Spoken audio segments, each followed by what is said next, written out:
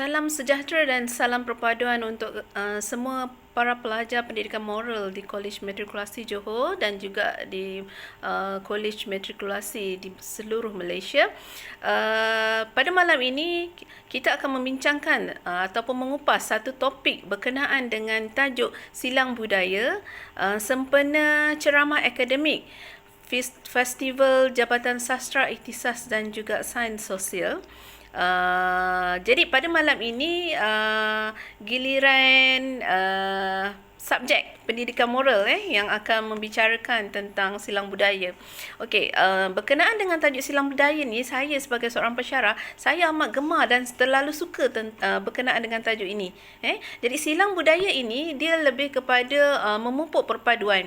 Malaysia memang kaya dengan pelbagai budaya, bahasa, adat resam dan juga agama. Masyarakat kat luar sana memandang negara kita ni Malaysia sebagai negara model perpaduan atas keharmonian dan kesejahteraan rakyatnya yang terdiri dari pelbagai kaum dan juga latar belakang. Silang budaya ni berlaku apabila dua ataupun lebih individu daripada latar belakang yang berbeza berinteraksi. Perbezaan latar belakang ini mencakupi budaya luaran yang ketara seperti pakaian, rupa, bahasa, adat resam, makanan dan juga tempat tinggal. Manakala budaya dalaman yang tidak ketara seperti pengetahuan, kepercayaan, moral dan juga nilai hidup. Apabila perbezaan budaya ini difahami, ia akan melahirkan hubungan yang positif dan juga harmoni. Saya teringat mantan Menteri Pendidikan kita yang dulu, YB Dr. Mazli Malik, dalam ucapannya sempena Forum Bahasa Jiwa Bangsa yang telah berlangsung di Wisma DBP pada akhir tahun lepas, telah menyeru lebih ramai pihak mengadakan aktiviti dan program silang budaya antara sekolah kebangsaan, sekolah jenis kebangsaan dan sekolah agama bagi mencorakkan pemikiran generasi masa depan. Kementerian Pendidikan menurutnya mahu menekankan lebih penghayatan terhadap silang budaya dan kaum di peringkat sekolah dan juga universiti agar semangat perpaduan antara pelbagai bangsa ni dapat dipupuk. Menurut Dr. Mazli Malik ni lagi, dia kata apa? Tak kenal maka tak cinta. Tetapi yang lebih bahaya, tak kenal akhirnya prejudis dan juga salah faham. Beliau berpendapat program seperti pertukaran murid dan guru, bermain sukan dan persembahan budaya secara bersama mungkin boleh menjadi penawar kepada masalah hubungan antara kelompok masyarakat yang berbeza. Begitu juga dengan Persatuan Cina Muslim yang merupakan salah satu NGO yang sering mempromosi agenda perpaduan. Lebih 80% daripada ahli Persatuan Cina Muslim ini berkahwin campur, terutama antara Melayu dengan Cina. Anak-anak yang dilahirkan daripada perkahwinan campur biasanya menjadi buta warna dan juga tidak resis. Kerana apa? Kerana mereka tidak terlalu Melayu dan juga tak terlebih Cina. Mereka mudah memahami dan menghormati perbezaan antara dua kaum terbesar di Malaysia ini. Jadi ini adalah orang kata apa? Mukadimah. Sebenarnya bukan saya yang memberi ceramah akademik pada malam ni, tapi saya jemput satu tetamu jemputan khas,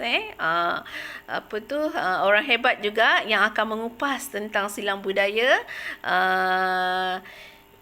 Dia merupakan salah seorang pelajar cemerlang di SMK Pasir Gudang Johor, berbangsa Iban dan berasal daripada Lundu, Sarawak. Dan dia menetap di Pasir Gudang Johor lah, SMK Pasir Gudang Johor, dan menetap di Pasir Gudang Johor, dan dia asalnya daripada orang Sarawak. Jadi untuk tak membuang masa, saya menjemput saudara Frederick, anak Matthew, untuk mengupas tentang silang budaya. Dipersilakan. Sebelum saya memulakan syarahan dan ceramah saya pada hari ini, izinkan saya untuk memulakannya dengan serangkap pantun. Belayar hingga ke tanah Jawa, singgah sebentar di negeri Melaka. Silang budaya tajuk utama. Salam sejahtera, pembuka bicara. Salam sejahtera, saya ucapkan nama saya Frederick Adat Matthew dari Praktikum K4 MD10.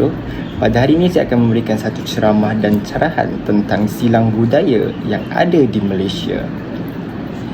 Okey, untuk saya memulakan carahan saya pada hari ini dengan konteks pertama saya iaitu makanan. Makanan menjadi satu aspek penting dalam menyebarkan sesuatu institusi budaya itu sendiri.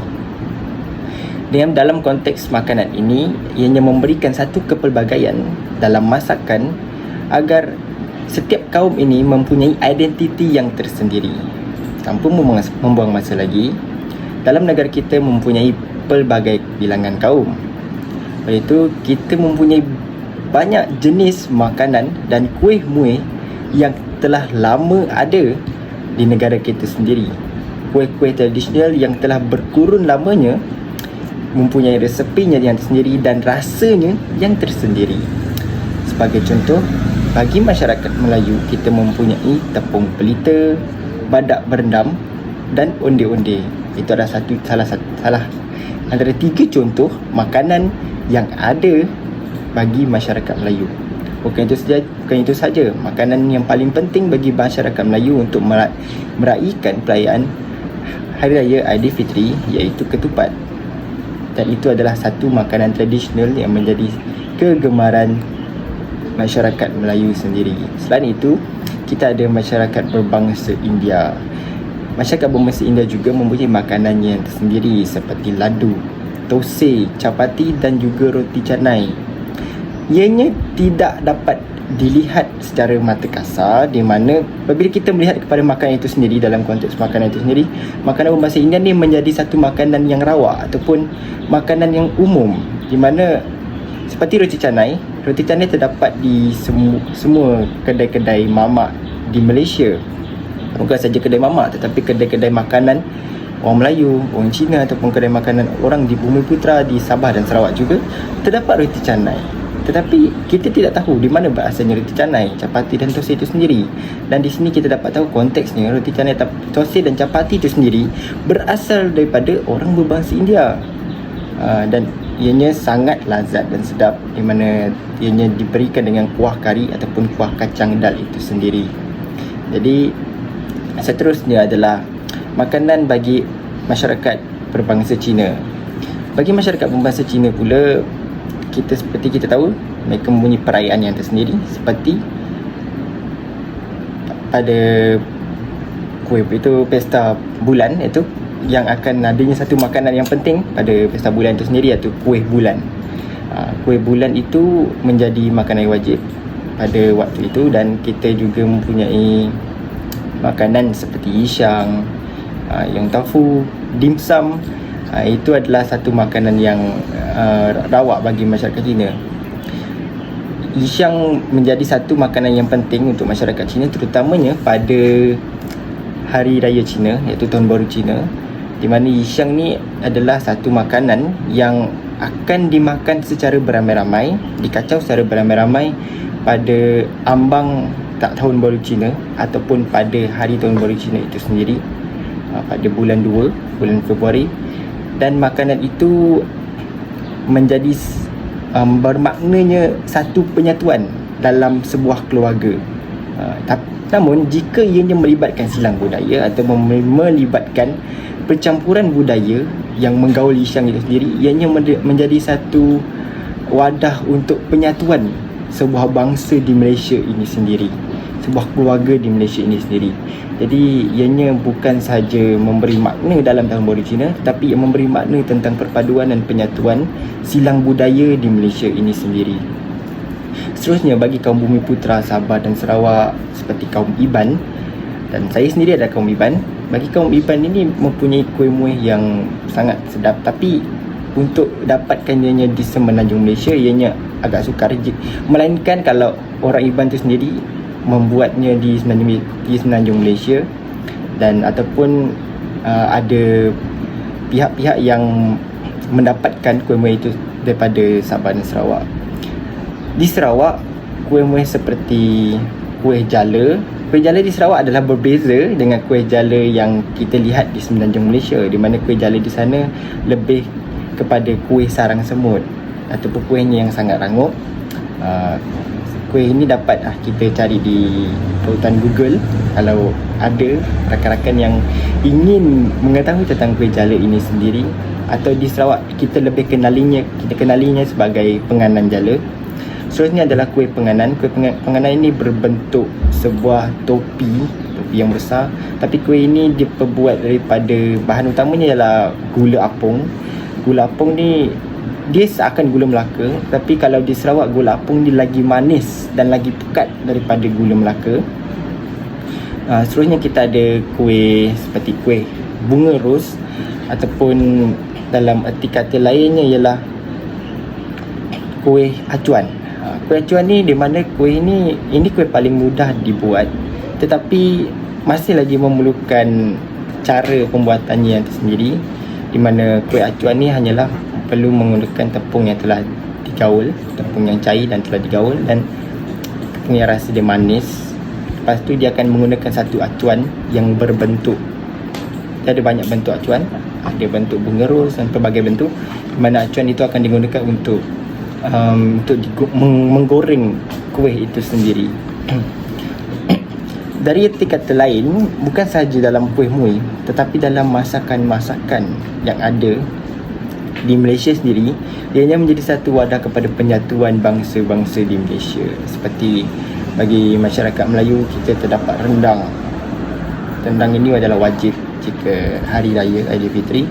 Kita ada dodol, kita ada kurma, masakan kurma, gulai, dan masakan seperti ini menjadi satu kebiasaan bagi semua bangsa di Malaysia, kerana rendang itu sendiri bukan saja dapat didapati semasa hari raya, tetapi dapat didapati semasa hari perkahwinan, kenduri kahwin, dan majlis rumah terbuka, ataupun kenduri tahlil dan sebagainya. Ataupun kadang-kadang kita dapat rendang ni dengan mudah hanya di kedai saja ataupun di gerai. Selain itu, bagi masyarakat Cina, kita ada dimsum, yong tau fu, mi wantan. Mi wantan sendiri, walaupun kita tahu ianya adalah berbeza, budayanya adalah berbeza, tetapi kita masih dapat mendapatkan makanan itu sendiri dengan apa yang kita inginkan. Contoh, kalau kita inginkan makanan yang lebih halal daripada makanan masyarakat berbangsa Cina, kita akan dapatnya dalam bentuk yang halal. Jadi ianya tidak melanggar institusi kaum, dan ianya menjadi satu penyatuan kepada semua bangsa di Malaysia. Sebenarnya seperti masyarakat berbangsa India, kita tahu kita ada banyak masakan daripada masyarakat berbangsa India, di mana kari-kari mereka rasanya sangat sedap. Seterusnya bagi masyarakat di Sabah dan Sarawak, seperti masyarakat Sarawak, kita tahu masyarakat Iban sendiri mempunyai makanan seperti ayam pansu. Ayam pansu ni, untuk pengetahuan semua, ayam pansu ni adalah ayam ataupun sup ayam yang diletakkan di dalam buluh ataupun dimasakkan di dalam buluh, dan diletakkan di, macam kalau kita nak memasak lemang atau membakar lemang, seperti itulah caranya. Tapi ini adalah ayam, sup ayam yang diletak dalam buluh dan dibakar.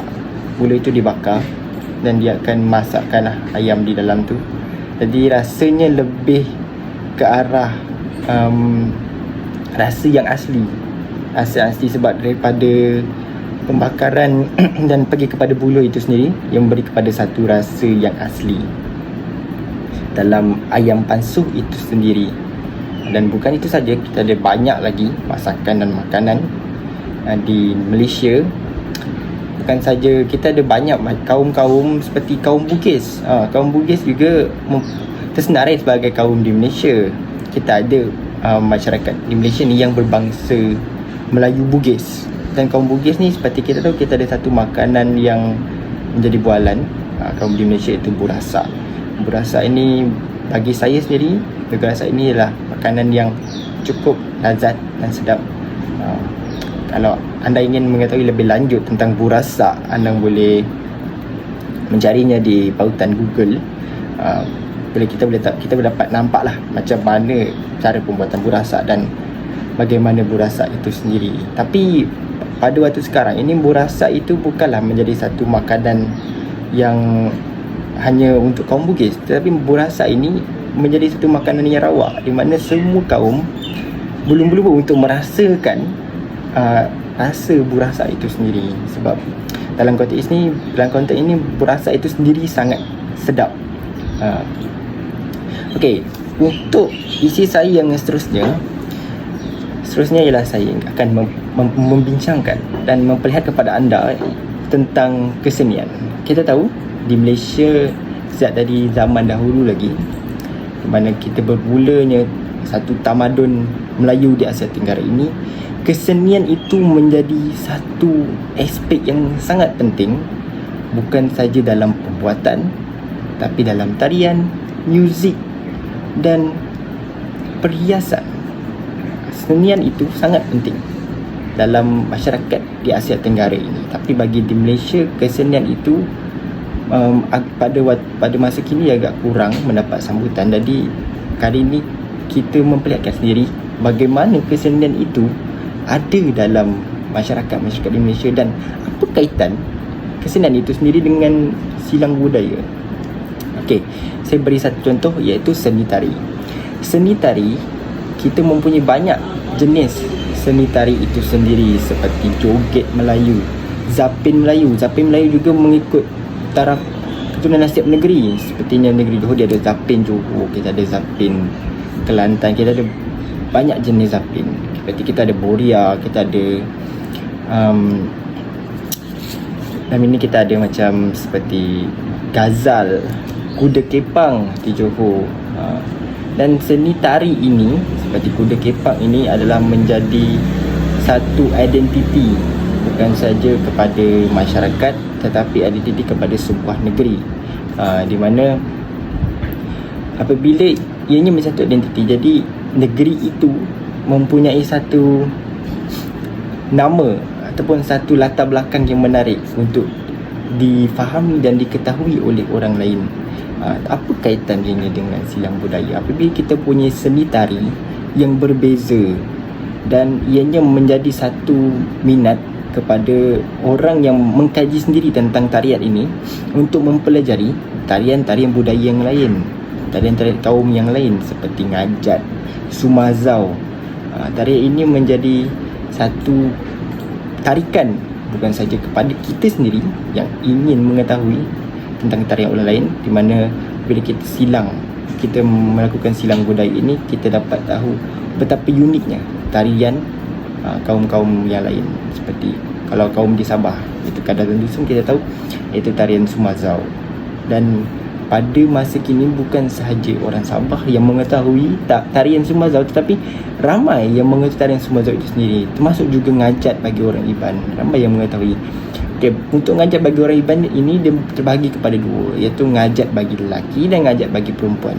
Bagi lelaki, ngajat bagi lelaki ini lebih kepada tarian perang lah, tarian yang lebih kepada menunjukkan kekuatan, keberanian seorang lelaki Iban ini sendiri, di mana mereka memegang perisai dan juga memegang pedang, dan menunjukkan bahawa itu adalah satu tarian perang. Tarian ngajat ini ianya diambil sebagai satu tarian perang dan ia digunakan juga dalam persembahan, menunjukkan bahawa itu adalah satu kekuatan yang adalah bagi seorang lelaki kaum Iban ini. Sebenarnya bagi tarian ngajat untuk kaum perempuan Iban itu sendiri, ianya lebih kepada kelembutan, lebih kepada kedamaian, keharmonian tarian itu sendiri. Ianya tidak menunjukkan sebarang kekuatan, ianya menunjukkan kelembutan bagi masyarakat perempuan kaum Iban. Bagi tarian-tarian lain, bagi kaum Melayu, kita tahu banyak tarian seperti kuda kepang di Johor, ulik mayang di Terengganu. Itu adalah satu tarian yang mempunyai banyak cerita dan latar belakangnya. Seperti ulik mayang sendiri, ulik mayang adalah satu tarian yang mempunyai unsur mistik. Jika ianya dilakukan dan ianya kerana cerita Ulik Mayang ini sendiri adalah berdasarkan 7 puteri bunian. Mengikut cerita berdasarkan 7 puteri bunian. Jadi kisah ni ada yang mengatakan bahawa kisah untuk Ulik Mayang ini mereka untuk memanggil roh-roh ataupun memanggil unsur-unsur mistik ini untuk dimasukkan dalam tarian Ulik Mayang dan persembahan Ulik Mayang itu sendiri. Jadi kadang-kadang ianya menjadi satu persembahan yang tidak terkawal. Tetapi jika kita mengkaji sendiri tentang Ulik Mayang ini yang ada di Terengganu, ianya menjadi satu benda yang suatu hal yang menarik, satu hal yang mustahak dan menarik untuk dikaji. Bukan itu saja, kita tarian lain juga seperti Zapin. Zapin ini bagi saya sendiri, saya pernah menceburi bidang Zapin. Ianya bukanlah sesuatu yang mudah kerana rentak Zapin ini dia berdasarkan satu rentak lagu. Jadi setiap rentak lagu itu mempunyai irama dia dan kata telunjuk tarian itu sendiri. Mempunyai laluan tarian itu sendiri dalam Zapin. Jadi bukan itu saja, kita ada tarian seperti joget. Joget Melayu adalah joget yang biasa, di mana kebanyakan joget Melayu ni dipakai dalam majlis-majlis yang rasmi ataupun kenduri-kenduri kahwin, untuk menunjukkan bahawa itu adalah satu majlis yang menunjukkan keriangan lah masyarakat Melayu. Namun begitu, bukan sahaja untuk masyarakat Melayu. Tarian joget Melayu ini ada di Sabah dan Sarawak. Seperti Melayu Sarawak juga mempraktikkan tarian joget masyarakat Melayu Sarawak. Ianya mempunyai pelbagai irama dan mempunyai pelbagai langkah untuk menunjukkan bahawa di situ tarian itu menunjukkan satu keriangan yang cukup dan kompleks sebagai sebuah tarian tradisional yang terbaik yang ada dekat Malaysia ini. Bukan saja seni tari, tetapi kita ada seni muzik. Muzik ini lahir daripada setiap institusi masyarakat, di mana ia menunjukkan bahawa setiap kehidupan ini mempunyai satu irama yang mengiringi kita. Seperti yang kita tahu, bagai irama dan lagu. Inilah, bila kita ada seni tarian, kita mesti ada seni muzik. Seni muzik ini kalau kita dapat lihat secara umum, kita dapat mengetahui iaitu seni muzik seperti gamelan ataupun nobat. Gamelan dan nobat ini biasanya pada zaman Kesultanan dahulu, ianya digunakan sebagai satu muzik diraja, atau muzik yang rasmi dan diraja lah. Untuk mengetahui apabila ketibaan ataupun keberadaan raja ataupun sultan itu sendiri. Jadi gamelan dengan nobat ini menjadi satu muzik diraja pada zaman dahulu. Namun sehinggalah ke masa kini, ianya masih lagi relevan untuk digunakan. Namun ianya bukan saja digunakan sebagai dalam majlis-majlis istiadat diraja, ianya juga digunakan sebagai istiadat-istiadat untuk rakyat-rakyat jelata. Seperti ianya sebuah permainan permainan muzik yang untuk menunjukkan bahawa sesuatu budaya yang ada di Malaysia, dan untuk menunjukkan yang muzik itu sendiri menjadi satu aspek penting dalam meningkatkan kemahiran serta meningkatkan perpaduan dalam sebuah budaya di Malaysia. Okey, namun bukan itu saja, kita pergi ke negeri Kelantan. Di Kelantan kita dapat melihat satu seni muzik seperti Dikir Barat. Dikir Barat ini digambarkan ianya memerlukan antara dalam 2 ataupun 3 baris orang, tapi ini tidak memerlukan orang yang terlalu ramai, hanya memerlukan satu kumpulan untuk bermain muzik dalam 5 orang, dan memerlukan satu kumpulan untuk melakukan tarian secara duduk ataupun secara bertepuk tangan. Dan ianya memerlukan seorang tukang karut ataupun seorang yang akan menyanyikan ataupun melontarkan suaranya, berdasarkan lirik-lirik lagu Dikir Barat itu sendiri. Jadi jika kita pergi ke negeri Kelantan, kita dapat melihat Dikir Barat itu sendiri. Namun begitu, pada masa kini ianya telah pun disebarkan dan semua masyarakat tahu tentang cara ataupun bagaimanakah permainannya ataupun irama itu sendiri dalam GK Barat. Namun bukan itu saja, kita juga ada Ghazal daripada Johor, Dondang Sayang, Boria dan juga Kompang. Okay, dalam konteks Kompang ini sendiri, kalau rakan-rakan dan penonton-penonton sekalian ingin tahu tentang Kompang, saya rasanya ianya menjadi satu yang sangat umum untuk saya perkatakan, kerana pada waktu sekarang jika kita pergi ke kenduri kahwin, kita akan dapat melihat bagaimanakah permainan muzik dalam muzik Kompang ini sendiri, dan menjadi satu, bukan saja menjadi satu yang tidak wajib, tapi dia sebenarnya adalah sesuatu yang wajib. Ini sesuatu yang sangat wajib untuk ada dalam kenduri perkahwinan. Bukan saja kenduri perkahwinan, tetapi ada dalam majlis-majlis yang lain. Namun begitu, Kompang ini telah pun disegarkan semula, diubah caranya, dan sekarang ni kita dapat melihat kepelbagaian muzik Kompang itu sendiri, seperti Kompang Lima Beradik, yang menunjukkan bahawa permainan Kompang ini bukan hanyalah sekadar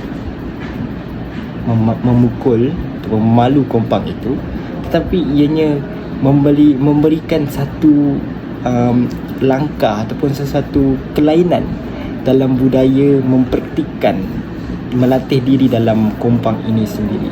Ini menunjukkan satu benda yang sangat, kesenian yang sangat tinggi jika Kompang ini dipelbagaikan. Bukan saja seperti permainan alat muzik yang lain seperti tabla, seperti seni-seni dalam masyarakat, seperti seni muzik dalam melakukan tarian singa bagi masyarakat Cina. Seni muzik ini memukul satu gendang yang besar dan menunjukkan, dan untuk memberikan tarian singa ini satu langkah gerak untuk mereka melakukan tarian itu. Bukan saja itu, kita ada tarian naga daripada masyarakat bangsa Cina. Pukulan gendang ini menjadi irama pengiring kepada tarian singa ataupun tarian naga itu sendiri. Pukulan itu yang menunjukkan mereka pergi ke mana dan menunjukkan langkah-langkah pergerakan mereka itu sendiri. Kalau yang ini kita dapat lihat jika Tahun Baru Cina, untuk menunjuk Tahun Baru Cina, kita dapat melihat tarian singa ini bagaimanakah pergerakan ianya sendiri, dan ianya memberikan tuah dan rezeki kepada masyarakat Cina itu sendiri. Seperti masyarakat berbangsa India juga, kita ada tarian bangsa India seperti Bharata Natyam. Tarian Bharata Natyam ini memerlukan gerakan yang sangat lembut, sangat halus, sangat lembut. Jadi untuk mempraktikkan, kalau saya sendiri, apa yang saya lihat lah, untuk saya praktikkan tarian Bharata Natyam ini sangat sukar dan sangat susah untuk dibuat, gerakannya sangat susah kerana ia memerlukan kelembutan yang sangat tinggi. Jadi bagi yang ingin mengetahui lebih lanjut tentang tarian Bharata Natyam, anda bolehlah mencarinya di pautan Google. Okey, selain daripada seni tari, kita dah ceritakan tentang seni muzik. Okey, ianya dua kesenian ini menjadi satu wadah dalam penyatuan institusi budaya di Malaysia.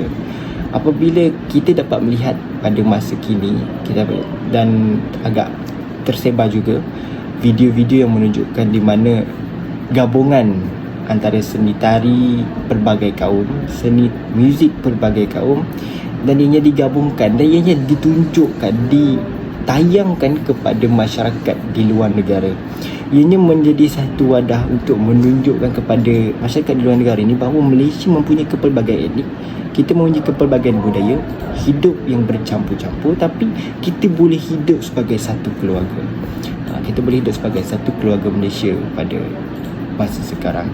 Jadi ianya menunjukkan satu aspek yang penting dalam identiti sesebuah negara.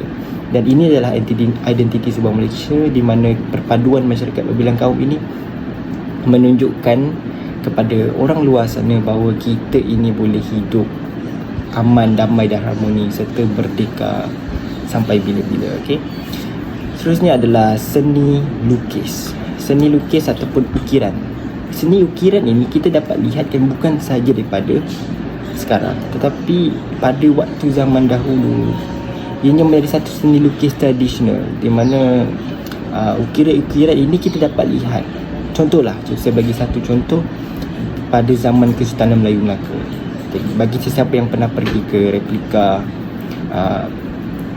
Istana Sultan Melaka, Istana Melaka pada waktu ketika dahulu, kita dapat melihat seni lukis atau ukiran ini telah ada pada dinding-dinding kayu, pada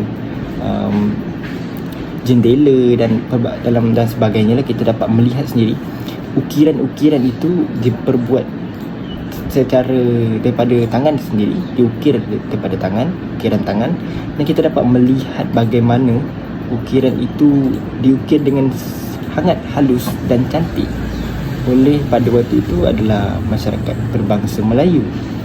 Bukan itu saja, kita dapat melihat bagi masyarakat berbangsa India pula, kita dapat melihat bagaimana kolem itu dibuat.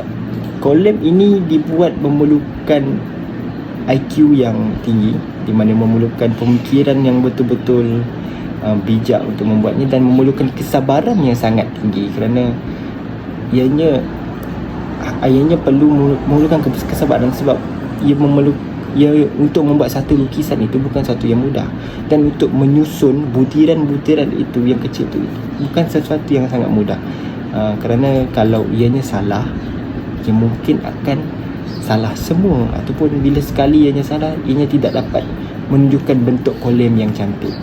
Jadi ianya bukanlah sesuatu yang mudah seperti apa yang kita lihat di luar sana. Kita dapat melihat bagaimana kita rasa terpegun dan rasa macam tergamam seketika bila kita melihat kolem ini dibina ataupun dibuat. Tapi bila kita mengkaji sendiri bagaimana pembuatan kolem itu, ianya bukanlah sesuatu yang mudah. Ianya menunjukkan sesuatu kesenian yang halus dan memerlukan kesabaran yang tinggi. Bukan itu saja, kita juga ada teknik mencanting batik.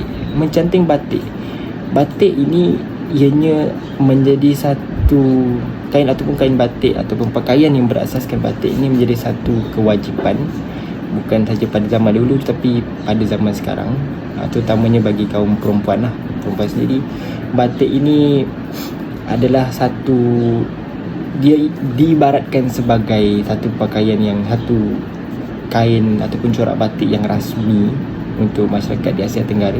Namun dia pergi ke konteks di Malaysia, batik ni, corak batik ini menjadi satu antara wadah dalam silang budaya. Mengapa ini menjadi satu wadah dalam silang budaya?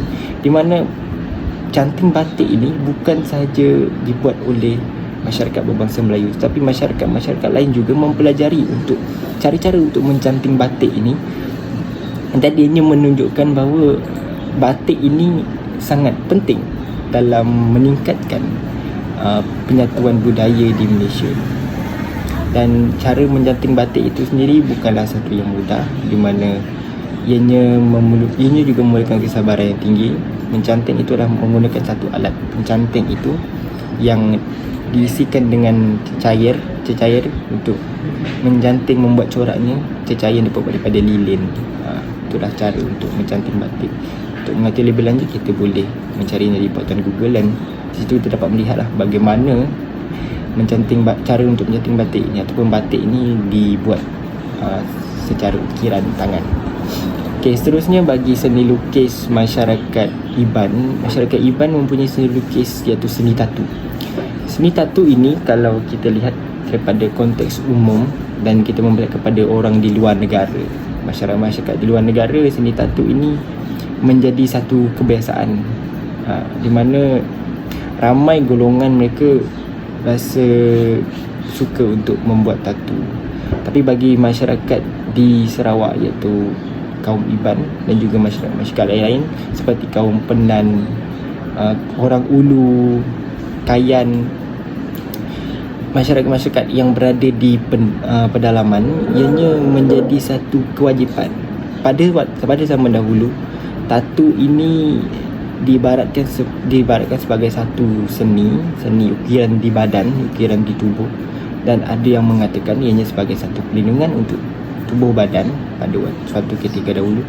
dan ukiran ianya menjadi satu seni apabila kepelbagaian ukiran bagi setiap kaum di Sarawak itu sendiri menjadi sangat menarik.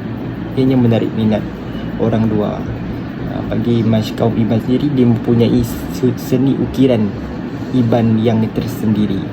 Kalau kita lihat, bagaimana kita lihat seni ukiran ini apabila kita pergi ke negeri Sarawak, kita dapat melihat seperti contohnya ukiran di alat muzik sape. Alat muzik sape ni sendiri mempunyai ukiran yang cantik. Ukiran di perisai pahlawan Iban itu sendiri juga mempunyai ukiran yang dan lekuk yang cantik. Dan ukiran itulah yang menjadi ukiran dalam seni tatu itu sendiri. Seterusnya, bagi masyarakat berbangsa Melayu dan Islam, kita juga mempunyai seni had. Seni had ataupun tulisan had ini dianya berasaskan tulisan Jawi. Kita dapat melihat ini bukan sahaja pada masa sekarang, tetapi sejak pada zaman Kesultanan Melayu Melaka dahulu. Bukan sahaja Kesultanan Melayu Melaka, dalam Kesultanan Melayu Nusantara pada suatu ketika dahulu, di mana tulisan Jawi ini dan tulisan-tulisan had ini telah ada berkurun lamanya, di mana kalau kita lihat kepada artifak-artifak masyarakat Melayu Nusantara yang dijumpai sekarang, ianya berasaskan seni had. Jadi ianya apabila kita mengenali tentang seni had ini yang telah bertapak di bumi Malaysia ini pada berkurun lamanya, kita dapat mengetahui satu menarik minat diri kita sendiri untuk mengetahui tentang asal-usul dan latar belakang seni had, sekaligus ianya menjadi satu aspek yang bertepatan dengan tajuk kita hari ini, iaitu silang budaya, di mana kadang setengah budaya seperti budaya lain ataupun kaum-kaum lain ini tidak mempunyai seni had, dan masyarakat Melayu mempunyai seni had. Jadi ianya menjadi satu menarik minat sendiri untuk mengetahui tentang seni had itu, kerana ianya hanyalah satu kesenian yang telah ada di Malaysia. Jadi ianya sangat menarik untuk kita perkatakan, yang menarik untuk kita lihat dan pelajari seni had itu sendiri. Okey, seterusnya untuk pergi ke selain itu untuk pergi ke isi saya yang seterusnya, iaitu perayaan di Malaysia. Perayaan di Malaysia ini ianya menjadi satu kebiasaan untuk semua kaum di Malaysia. Kita ada banyak perayaan, sangat banyak perayaan.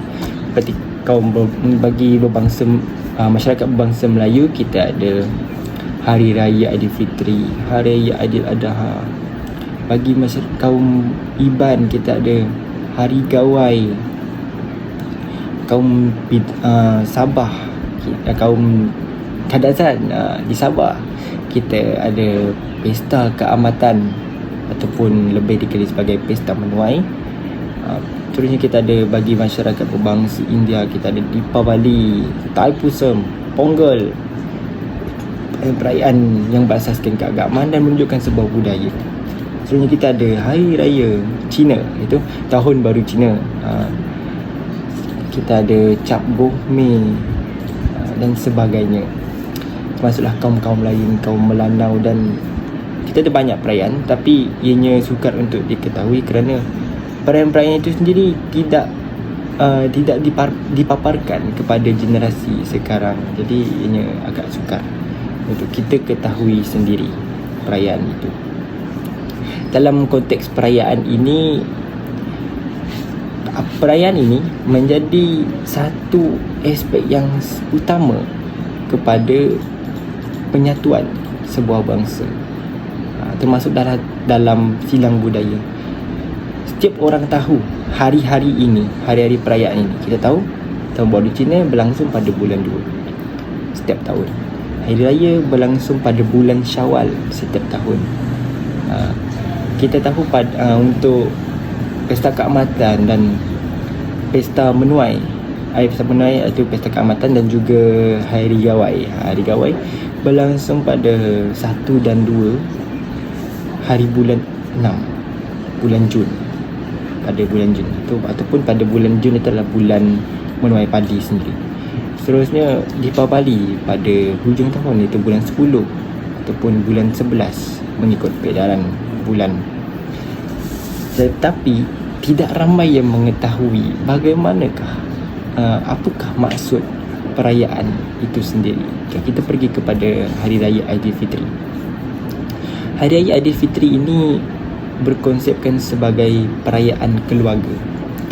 Bila kita tahu, bila bermulanya Hari Raya Aidilfitri ni, berkumandanglah lagu-lagu raya seperti lagu Anwar Zain dan juga lagu yang tidak asing lagi, iaitu lagu Balik Kampung daripada Sudirman, oleh Hamdatuk Sudirman Haji Arsyad. Dan di sini memperlihatkan di mana konteks Hari Raya Aidilfitri ini bukan saja untuk meraihkan sebabkan bagi masyarakat Melayu Islam sendiri telah sebulan menunaikan ibadah puasa di bulan Ramadan dan mereka meraihkan dengan Hari Raya Aidilfitri, tetapi ianya juga meraihkan satu penyatuan keluarga itu sendiri.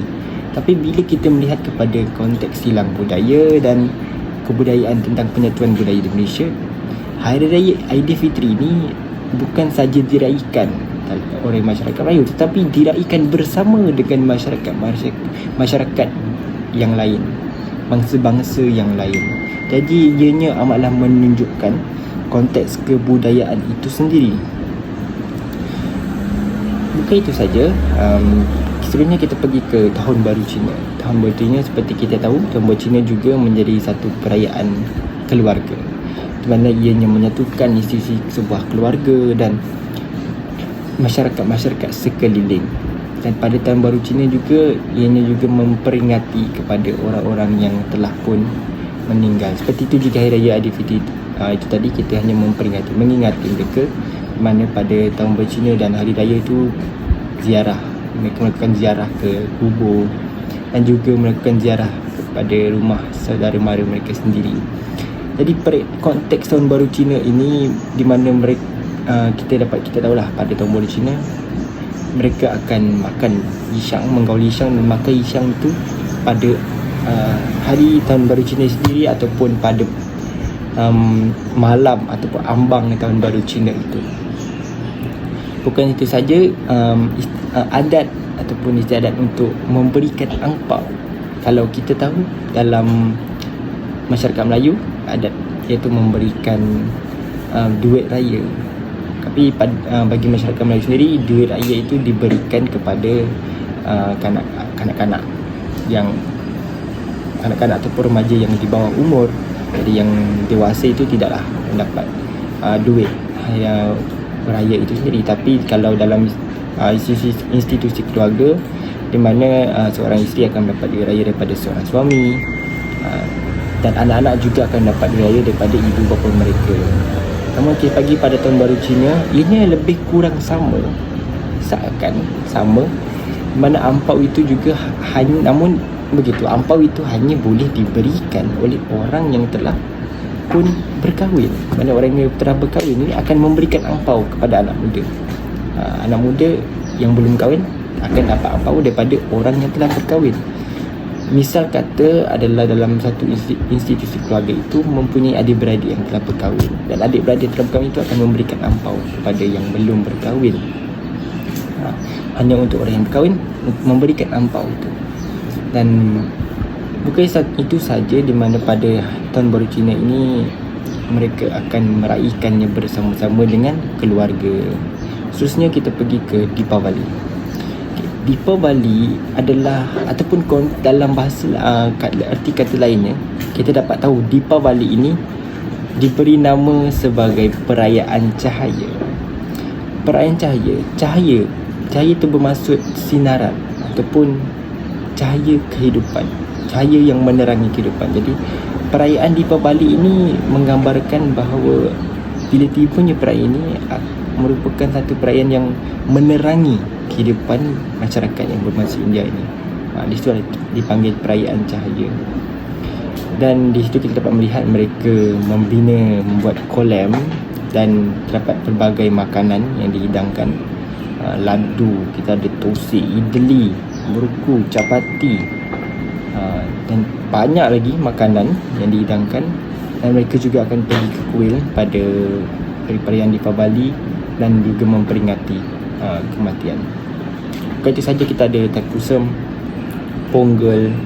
Thaipusam ini apabila kita lihat sendiri setiap tahun, di mana bila kita mendengar je, masuk je tarikh perayaan Thaipusam ini, kita akan melihat di mana ramai masyarakat berbangsa India yang berpusu-pusu untuk pergi ke kuil di Batu Cave, di mana mereka akan naik ke bahagian atas hingga ke bahagian Batu Cave itu sendiri, ke gua di atas itu sendiri, ke atas dengan membawa susu pergi ke atas dan menaiki tangga ke atas. Itu yang apa yang saya kaji dan apa yang saya tahu tentang perayaan Thaipusam. Seterusnya kita akan ada perayaan Ponggol, di mana perayaan Ponggol ini memecahkan kelapa. Itu yang saya dapat lihat sendirilah. Sebagai rakyat Malaysia, kita dapat mengetahui bagaimana perjalanan dan bagaimana kemeriahan sebuah perayaan Deepavali, Thaipusam, Ponggol dan sebagainya itu sendiri. Seterusnya bagi perayaan Bumi Putera pula di Sabah dan Sarawak, seperti perayaan Hari Gawai. Dalam konteks Hari Gawai ini, perayaan Hari Gawai ini bukanlah, walaupun ianya disambut 2 hari, tapi ianya bukanlah perayaan hanya mengatakan itu adalah Hari Gawai. Tidak. Hari Gawai ini dia mempunyai 4 jenis gawai. Itu gawai burung, gawai hantu, gawai batu dan juga gawai kenyalang. Di mana 4 gawai ini mempunyai upacaranya yang tersendiri, mengikut adat istiadat dan adat resam. Contohnya kita ada di mana para tetamu atau para tuan rumah, dia akan membina dia akan meletakkan satu pokok, antaranya pokok pisang atau pokok lah, di tengah-tengah rumah dan menggantungkannya dengan makanan. Pokok itu dipanggil sebagai ranyai, di mana akan ada yang mengelilingi ranyai itu nanti, dan mungkin akan ada yang mengambil makanan yang digantung di pokok yang diletakkan itu. Dan bukan itu saja, dia ada istiadat di mana mereka akan minum air seperti air tuak. Air tuak ini adalah air yang dibuat daripada tapai ataupun air tapai itu sendiri, tapi ianya dalam masyarakat Iban adalah air tuak. Air tapai itu sendiri dibuat daripada tapai, dan airnya perlu disimpan dalam tajau ataupun tempayan kecil dalam jangka masa yang lama, kerana ia bukannya 1 bulan 2 bulan, tapi melibatkan tahun, di mana 1 tahun ataupun 2 tahun untuk peram air itu sendiri dan memberikan satu rasa yang sangat sedap untuk diminum. Kalau anda kata ianya manis, ia kan ada satu rasa yang manis. Anda kata ianya kurang manis ataupun memberi rasa tuak yang kuat, ianya memang akan ada rasa yang kuat. Dan ianya memerlukan pantang larang juga, di mana membuat itu tidak boleh sesuka hati, dan ada pantang larangnya yang tersendiri. Bukan hanya membuat, tetapi mempunyai pantang larang yang tersendiri. Dan pada Hari Gawai ini juga menjadi satu penyatuan kepada semua bangsa-bangsa Iban ini. Bukan saja bangsa Iban, tetapi kepada seluruh masyarakat di Malaysia, di mana Hari Gawai ini diraikan bersama-sama. Seterusnya adalah perayaan Pesta Menuai, iaitu Pesta Keamatan. Keamatan ini diraikan oleh kaum Kadazan Dusun di Setegiri Sabah, di mana mereka akan memakai pakaian yang bagi orang Sabah sendiri, itu orang Kadazan itu sendiri, dan ianya melibatkan keluarga. Dan perayaan Kadazan ini menjadi satu perayaan penting, di mana mengapa ianya disebut, dalam erti kata lain itu disebut Pesta Menuai, di mana mereka akan mengharapkan rezeki tuaian padi itu sendiri, rezeki tuaian padi supaya padi itu subur, dan tuaian padi itu memberikan hasil yang lumayan. kepada masyarakat ini sendiri, kepada mereka sendiri. Jadi mereka meletakkan perayaan ini pada hari tersebut, kalau bukan saja untuk merayakan rezeki yang mereka ada, tetapi untuk bersama-sama merasakan kenikmatan perayaan itu sendiri untuk diraihkan bersama-sama. Seterusnya adalah komunikasi. Komunikasi ini menjadi satu aspek yang sangat menarik dan juga sangat penting, di mana dengan adanya komunikasi bahasa dan pertuturan, ianya memudahkan kita untuk berinteraksi dengan orang lain. Tetapi dalam konteks silang budaya ini, kepelbagaian bahasa ini menjadi satu benda yang sangat menarik untuk diperkatakan, di mana kalau kita sendiri yang masih berada di bangku sekolah, kita dapat tahu di bangku sekolah kita belajar bahasa seperti bahasa Melayu, bahasa Inggeris, bahasa Arab, bahasa Cina dan bahasa India. Dan ada juga kita belajar tentang bahasa Iban dan bahasa Kadazan. Dalam hanya untuk beberapa negeri ataupun beberapa buah sekolah yang mengambil bahasa untuk diajar kepada golongan-golongan anak muda yang masih bersekolah. Tetapi hal ini agak kurang menarik minat untuk anak muda atau golongan-golongan yang lain untuk mengetahui dan mempelajari bahasa-bahasa kaum-kaum di Malaysia. Jadi dalam konteks ini kita ada bahasa Melayu. Bagi bangsa Iban kita ada bahasa Iban, bahasa Bidayu, bahasa Kadazan, bahasa Cina ataupun bahasa Mandarin, bahasa Tamil. Dan Tamil juga bukan hanya satu bahasa Tamil, tapi dia ada banyak. Apabila mereka mempunyai suku, kaum Telugu dan Malayalam, dan ianya berbeza sedikit.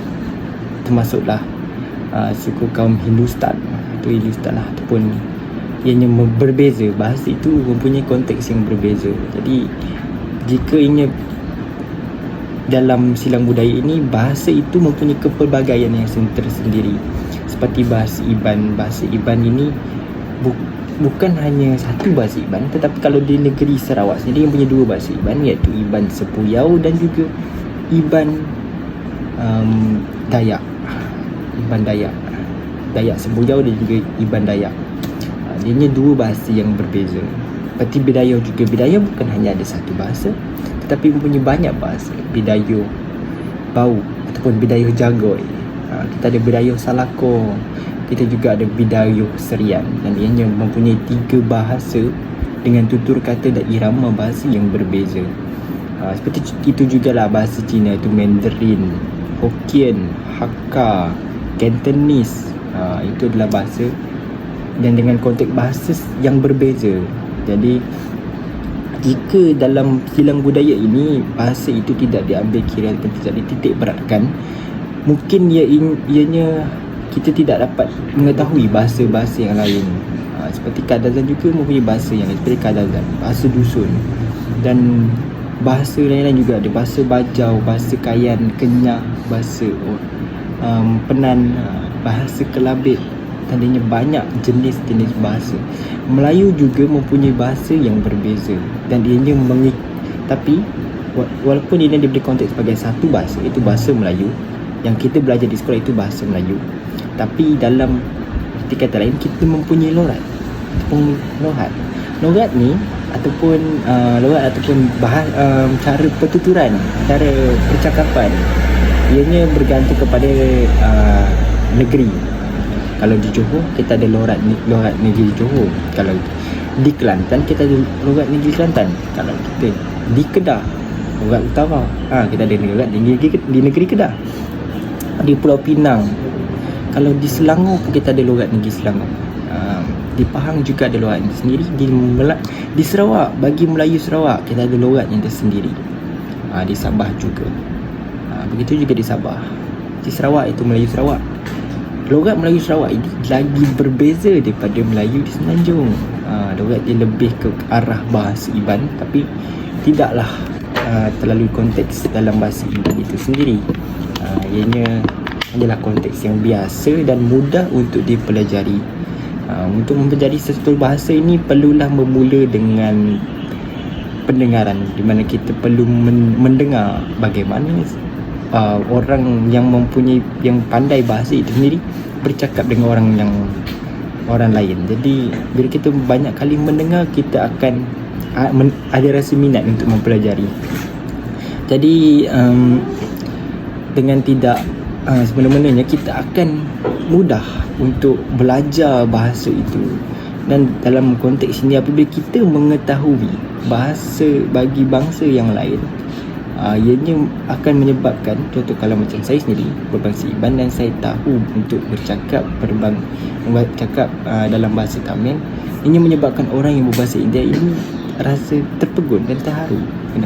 Ada masyarakat lain yang suka dengan bahasa mereka. Jadi itu adalah satu proses dalam silang budaya yang akan menunjukkan betapa harmoninya berbilang kaum ini.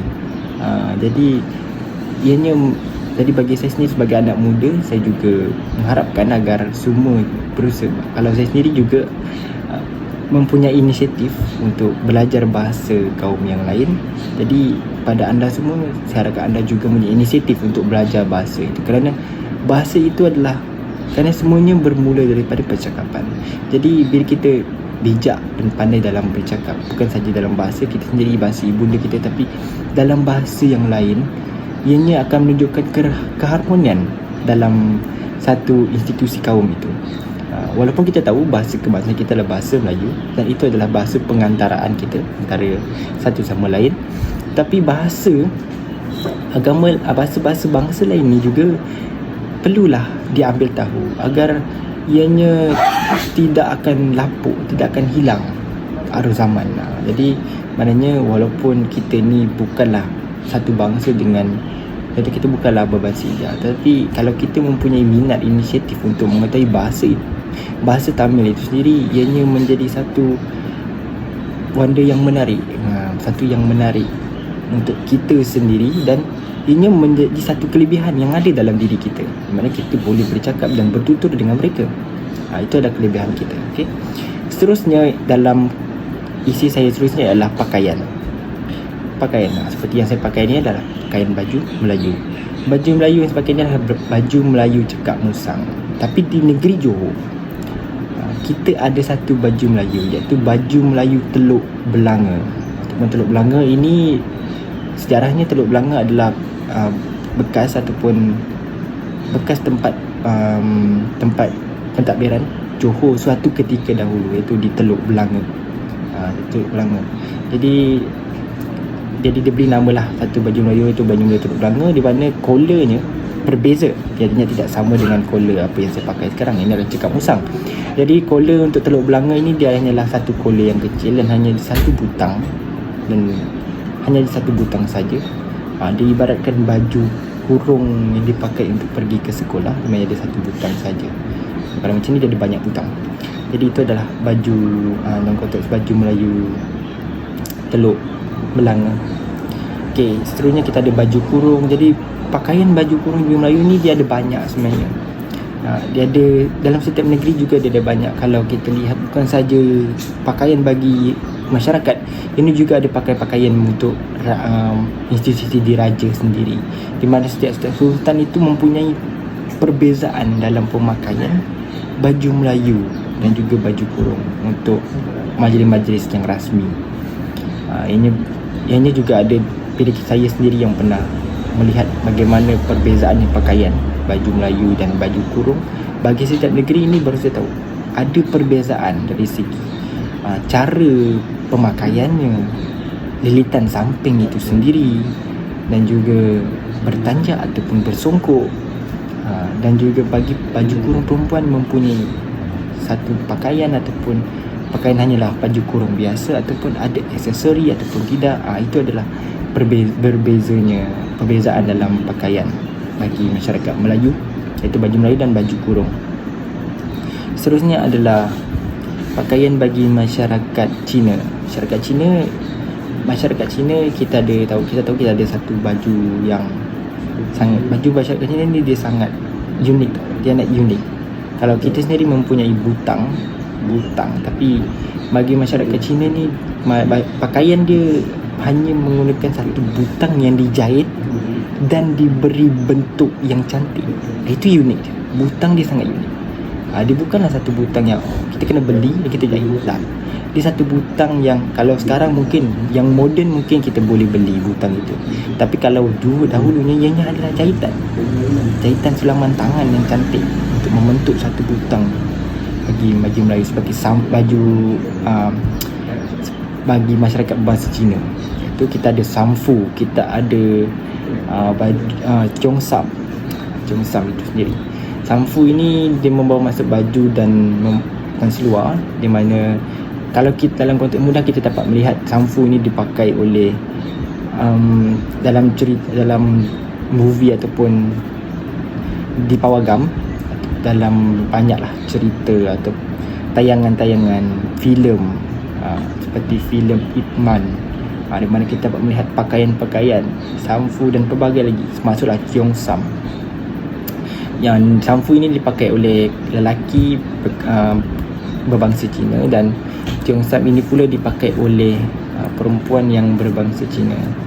Jadi bagi saya sendiri, Cheongsam ini mempunyai satu pemakaian yang mengikut bentuk badan seorang perempuan. Dia kena melambangkan kecantikan seorang perempuan, dan dianya juga diperbuat daripada kain sutera, satin dan pelbagai kain. Dia ada kain yang jenis lebih lembut dan selesa untuk dipakai bagi kaum perempuan Cina ini sendiri. Dan bagi lelaki pula, baju ni dia agak longgar dan ada collar tinggi, ataupun collar dia bukanlah collar yang penuh, dia hanyalah collar separuh saja.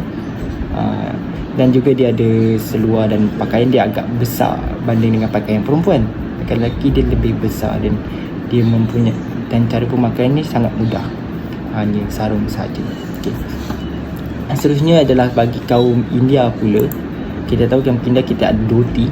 Dhoti biasanya kita dapat lihat dalam warna putih, tapi dhoti juga boleh didapatkan dalam warna yang lain, tapi ianya lebih kepada berwarna putih sebab itu adalah ciri utamanya dalam pakaian dhoti ini.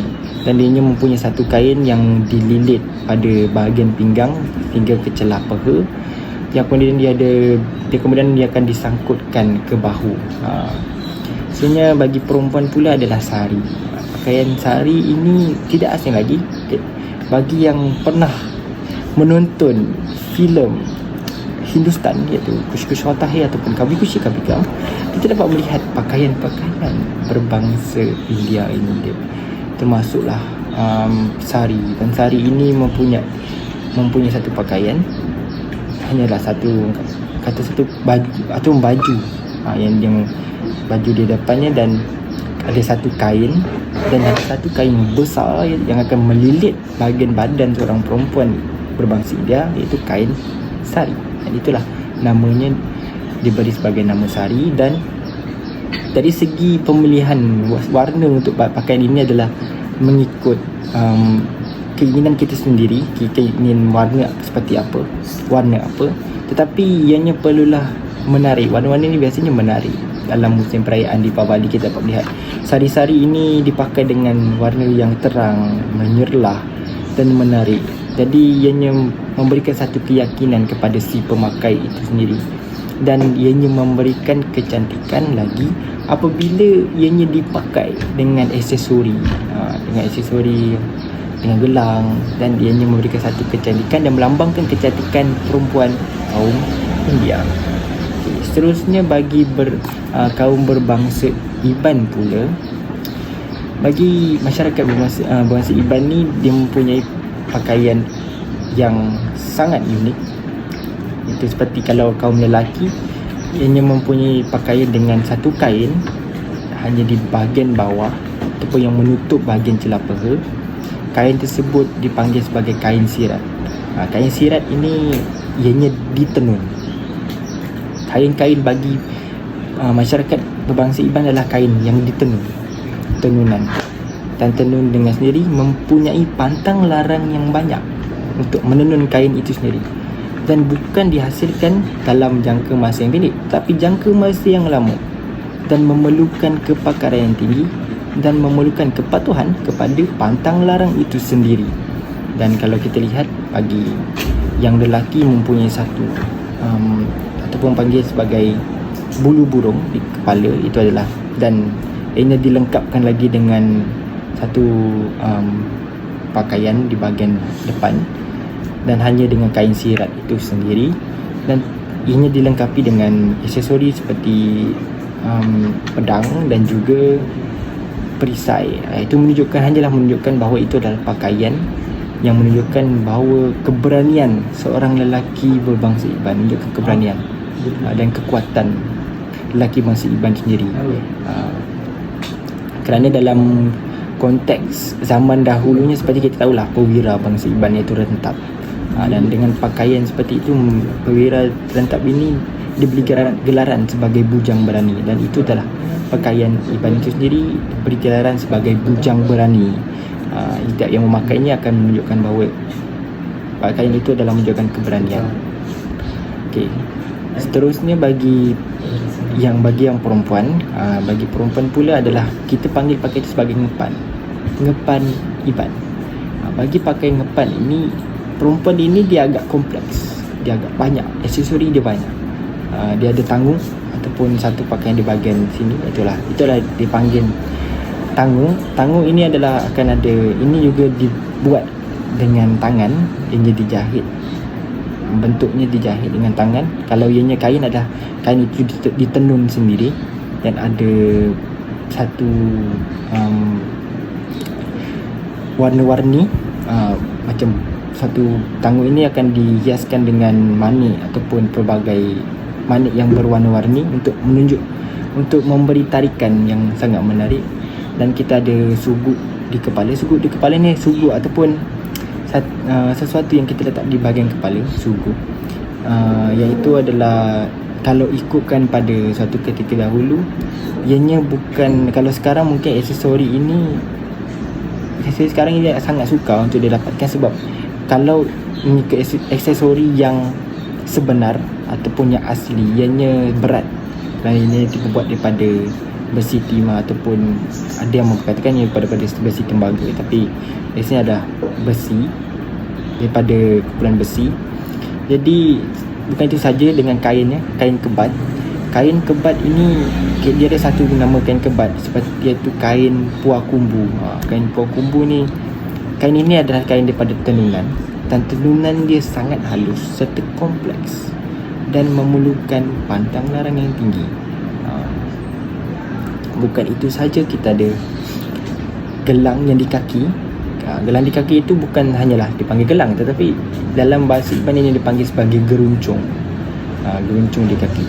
Setiap pemakaian perempuan Iban ini ataupun ngepan Iban ini menunjukkan kecantikan yang asli, di mana kita tahu apabila kita mengatakan tentang perempuan Iban, akan ada satu istilah untuk memanggil perempuan Iban ini, iaitu kumang.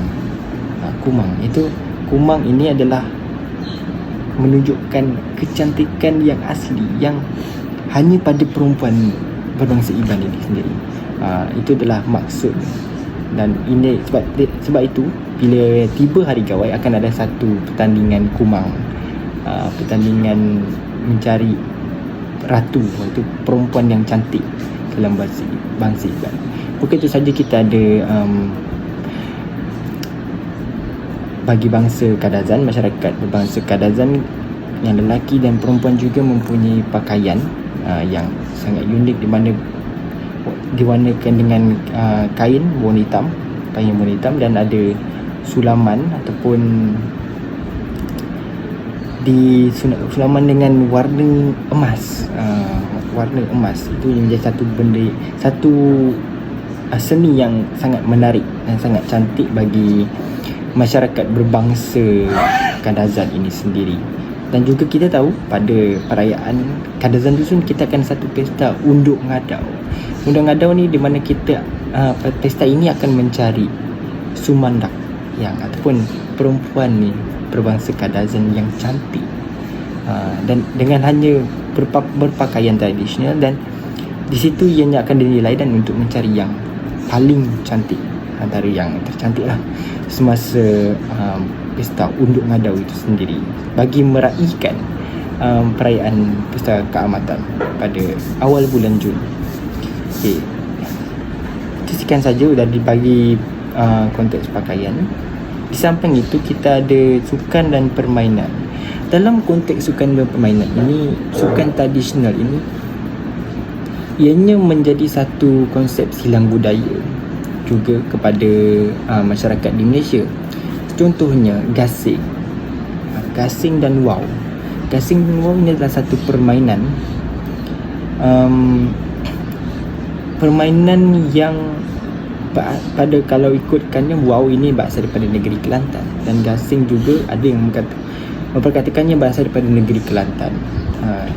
Wow seperti di Kelantan kita ada wow bulan, dan ianya tidak lagi menjadi satu yang jarang kita dengar. Ianya menjadi satu yang biasa dan kebiasaan dalam kehidupan kita. Wow, gasing. Dan ini menjadi satu permainan yang dimainkan oleh anak muda. Namun begitu, pada masa sekarang ini permainan ini kurang mendapat sambutan, dan kurang mendapat sambutan dan kurang menarik minat anak-anak muda, kerana apabila zaman dah berubah dan modernisasi dalam teknologi, mana kita dah ada teknologi yang lebih canggih seperti telefon pintar, dan permainan itu lebih mudah dimainkan di telefon pintar.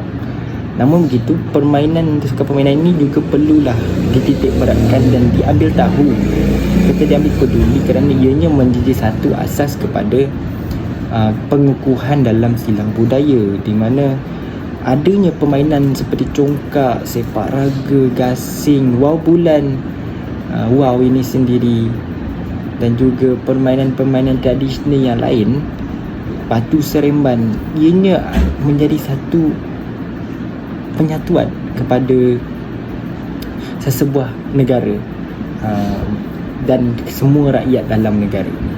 Sebab apabila kita melihat pada zaman dahulu, sebelum adanya teknologi lebih canggih seperti sekarang, permainan ini dimainkan bukan hanya untuk orang-orang tua, tapi untuk orang-orang muda juga. Dan permainan ini menjadi permainan yang sangat penting di kampung, dan permainan ini menjadi satu keriangan bagi anak-anak kecil. Permainan ini akan menjadi satu wadah untuk penyatuan budaya, apabila bukan saja anda kata seperti wow bulan ialah permainan bagi yang berbangsa Melayu, tetapi permainan wow ini juga dimainkan oleh bangsa-bangsa yang lain, di mana ianya telah ditukar kepada wow yang lebih moden seperti layang-layang, dan ianya menjadi satu minat kepada bangsa-bangsa lain untuk mempelajari ataupun bermain permainan tradisional ini. Dan di situ kita dapat lihat seperti masyarakat Cina, mereka ada permainan seperti mahjong.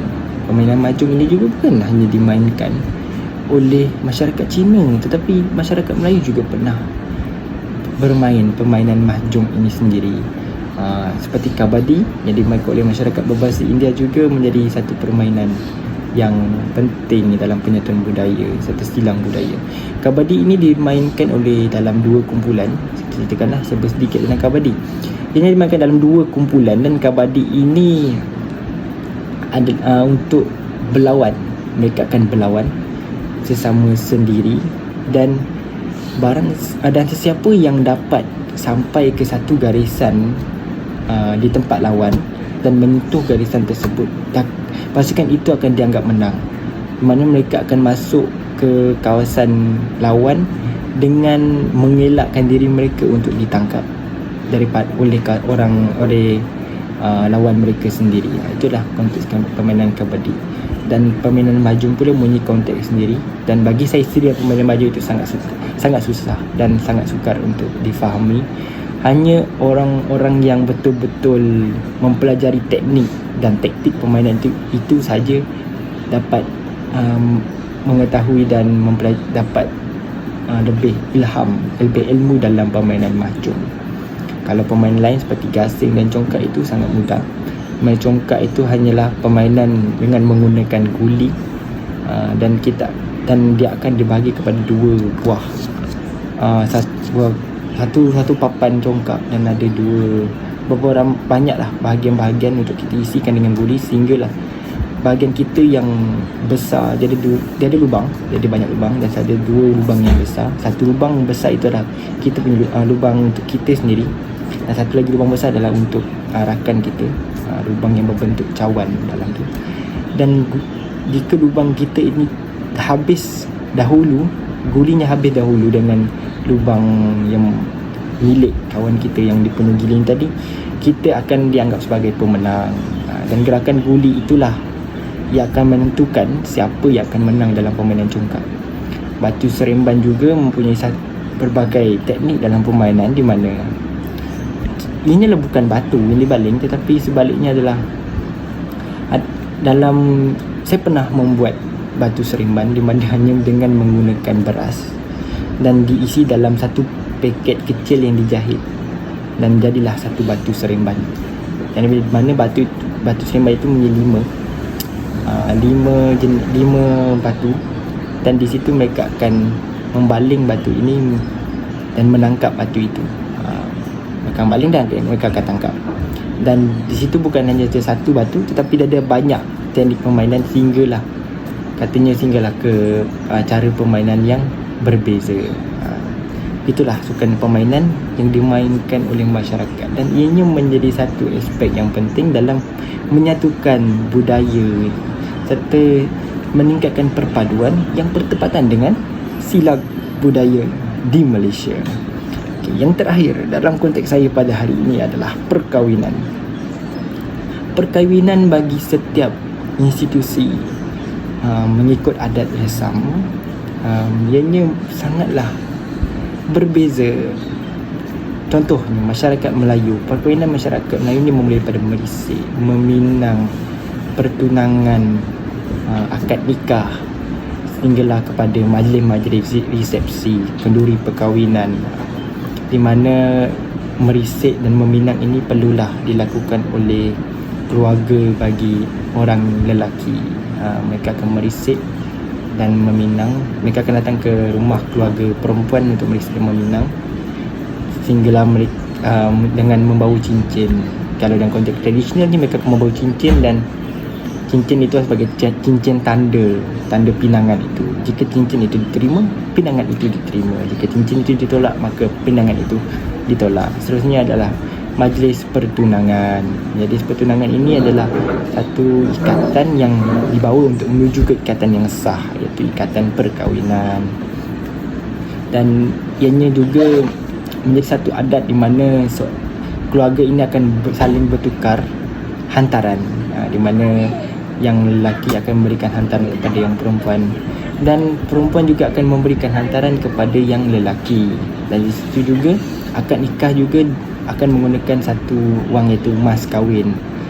Mas kahwin sebagai tanda bahawa perkahwinan itu berlangsung dengan sah, dan ianya disahkan oleh wali-wali beserta tok kadi sendiri dalam perkahwinan berbangsa Melayu.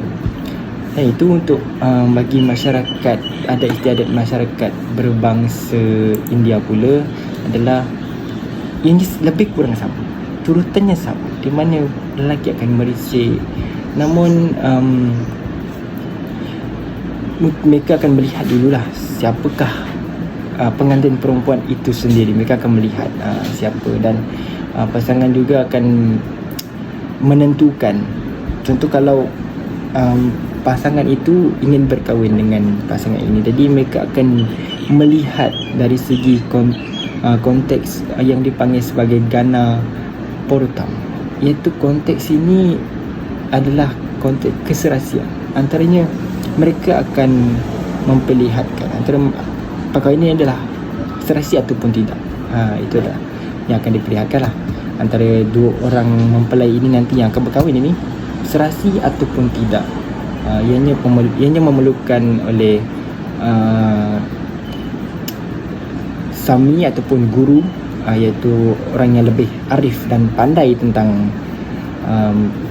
upacara seperti ini. Dan masa perkahwinan itu nanti dilangsungkan Seperti kita tahu, mereka akan memilih satu tarikh mengikut bulan, dan tarikh itu adalah tarikh yang cantik, tarikh yang sesuai untuk melangsungkan perkahwinan tanpa adanya sebarang malapetaka. Itulah dalam konteks kaum India. Okey, seterusnya adalah dalam konteks istiadat perkahwinan bagi kaum Cina. Kaum Cina juga mempunyai satu kalender, iaitu kalender Cina. Dan kalender Cina ini akan juga menjadi satu wadah untuk menentukan tarikh-tarikh perkahwinan bagi kaum Cina, di mana turutannya masih lagi sama, di mana mereka akan merisik, meminang, dan pertunangan akan dilangsungkan. Dan di situ mereka akan menggunakan tilik ataupun tukang tilik untuk menilik setiap pasangan ini. Antara kalau pasangan itu adalah pasangan yang ibarat api dengan air ataupun yang sesuai untuk berkahwin, tukang tilik itu sendiri akan memberitahu bahawa pasangan ini adalah pasangan yang sesuai untuk berkahwin dengan dirinya sendiri. Jadi itu adalah upacara dalam pertunangan, dan mereka akan melihat dari segi bintang kelahiran, tahun dalam kalender Cina. Antaranya mereka ada tahun harimau, tahun naga, ataupun tahun arnab ataupun tahun tikus. Jadi mereka akan melihat daripada konteks-konteks seperti itu, dan ianya menjadi satu yang mustahak bagi kaum Cina untuk mendapatkan pasangan yang ideal dan pasangan yang sesuai. Bukan sahaja dari segi apa yang mereka inginkan, tetapi dalam segi rohani. Dari segi kerohanian itu sendiri, memerlukan pasangan yang terbaik untuk diri mereka. Okey.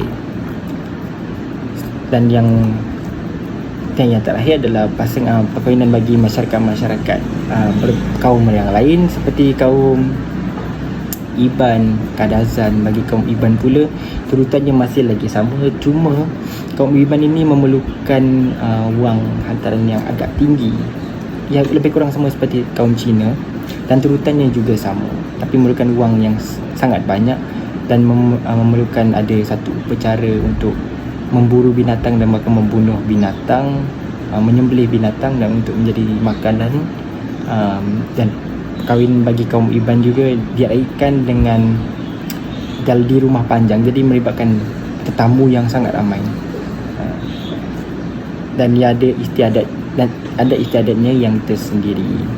Okey, akhirul kalam bagi ceramah dan syarahan saya pada hari ini tentang silang budaya di Malaysia. Bagi kesimpulan untuk ceramah saya ini adalah kita mempunyai pelbagai jenis kebudayaan, pelbagai etnik kaum dan adat-adat rasam yang masih banyak lagi belum kita pelajari dan telusuri. Jadi kita sebagai golongan muda, bagi saya sendiri sebagai anak muda yang masih lagi mencari ilmu, jadi mempelajari tentang budaya ini bukan sesuatu yang dapat kita hanya tahu, tapi kita perlu memahami, kita perlu menghayati agar kita tahu bahawa inilah budaya yang ada di Malaysia, inilah negara kita Malaysia, supaya kita tahu bagaimana keluarga di Malaysia ini terbentuk, kita tahu latar belakang, asal usul, dan banyak lagi yang kita dapat tahu. Jadi ianya tidaklah rugi untuk kita mempelajari tentang budaya-budaya di Malaysia, dan dengan adanya silang budaya ini kita dapat mengukuhkan penyatuan kebudayaan, penyatuan budaya, penyatuan kaum antara sesama kita sendiri, sesama masyarakat sendiri. Jadi kita dapat membentuk sebuah kehidupan yang harmoni, aman dan berdeka, dan ianya meningkatkan perpaduan dalam negara Malaysia. Kerana kita tahu di Malaysia ini teras keamanan adalah perpaduan. Perpaduan itu sendiri untuk mengukuhkan dan menunjukkan kepada rakyat di luar negara ataupun masyarakat luar negara bahawa kita ni, walaupun kita berbilang kaum, kita hidup bercampur, kita mempunyai kepelbagaian, kita dapat hidup dan dengan aman dan harmoni dalam sebuah negara. Itu yang kita nak tunjukkan. Jadi sebagai seorang siswa ataupun seorang yang golongan muda, generasi muda, saya ingin menyeru dan mengharapkan kepada anak-anak muda di luar sana untuk bersama-sama kita mempelajari tentang konteks silang budaya dan kebudayaan di Malaysia, agar ilmu-ilmu seperti ini tidak laput di hujan, tidak lekang di panas dan kekal hingga sampai bila-bila. Jadi bila kita tahu tentang budaya ini, kita dapat menceritakan ke keturunan kita seperti anak kita, cucu kita nanti, dan ianya tidak hilang di situ saja, kerana budaya inilah yang akan membawa mereka ke arah keharmonian sejagat dan mereka akan mengetahui bahawa terbentuknya Malaysia ini atas unsur-unsur budaya ini sendiri dan perpaduan yang tinggi dalam kalangan rakyat Malaysia. Okey, sekian itu saja. Terima kasih saya ucapkan kerana bersama-sama saya untuk mempelajari tentang konteks silang budaya pada hari ini. Okey, sekian, terima kasih. Salam hormat. Terima kasih kepada saudara Frederick yang begitu bersemangat mengupas dan mengulas tentang silang budaya. Jadi saya pun tak nak orang kata apa tu ambil masa panjang sebagai penutup ceramah akademik pendidikan moral pada malam ini. Izinkanlah saya memberi serangkap dua pantun lah. Petang hari pergi ke pekan, pulang membawa sebungkus laksa. Hidup muhibah perlu diamalkan di negara Malaysia berbilang bangsa. Cantik bergugus buah pepaya, masak dipetik satu persatu. Walaupun berlainan bangsa budaya, kerana muhibah hidup bersatu. Secara keseluruhannya ataupun kesimpulan adalah menjadi tanggungjawab setiap rakyat untuk mengenali dan mempelajari mengenai kepelbagaian budaya dalam negara kita. Dalam hal ini yang terpenting sekali kita ni sebagai rakyat memahami serta menerima kepelbagaian budaya secara hati yang terbuka. Kesudian setiap rakyat akan sentiasa mengamankan negara kita tercinta, negara Malaysia. Sekian saja daripada kami, Unit Pendidikan Islam dan Moral. Terima kasih, semoga bermanfaat dan selamat malam untuk semua.